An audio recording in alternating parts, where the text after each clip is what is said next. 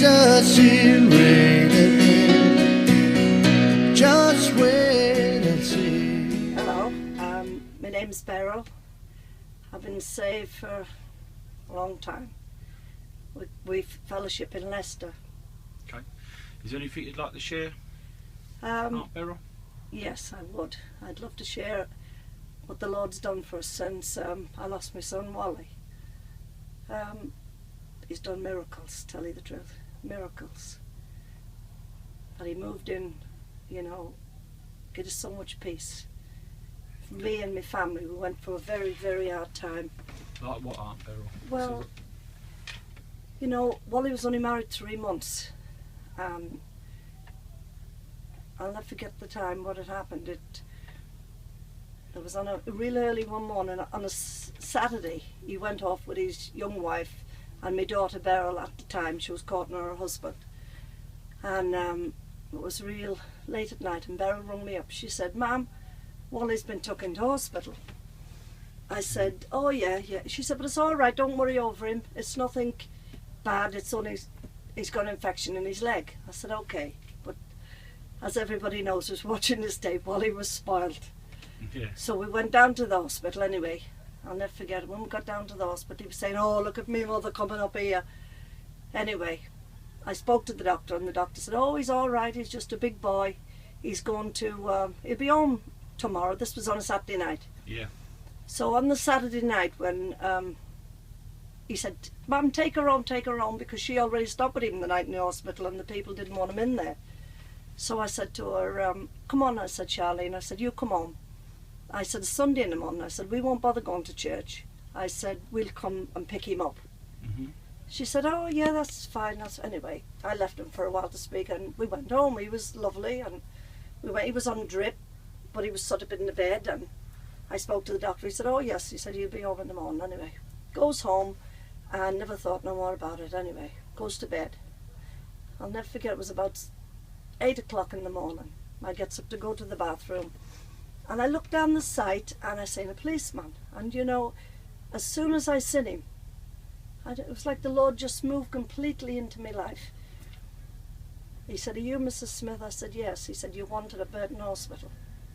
I run inside, "Get up," I said, "Walter." I said, "Quick," I said, "we've got to go down to the hospital." I sent one of the girls down to get his wife. We got in the car and we were going. But I'll never forget the peace that come upon me that morning. Gets to the hospital, and when we're going there, the two girls is praying, and Walter's praying and praying, but so much peace come over me. I said, "Take your time, Walter, take your time." I waited in the car park for him to get parked, and the girls run in the hospital. We're walking down the corridor real fast, and I just said to the nurse, she said, "Are you the Smith family?" And she called them in. The next thing I know, they were ripping the clothes off him and they were screaming. I said, "I don't want to go in." I said, "Just show me where he is." Went into the ward and he was laid on the bed. And you know, it was like the Lord said, "I've took him home." I had so much peace. And then from then, the Lord just completely moved in. He completely took over. You know.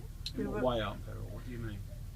He was in control of everything. He was just in control. I mean, you know, I think the Lord prepared me for what I had to do because, well, everybody was in such a state. My Crystal was screaming, my poor Teresa and Charlene and his little wife, they were all in a bad way. Big Walter just couldn't speak. He just runned away, and I don't think I'd seen him till a few days after.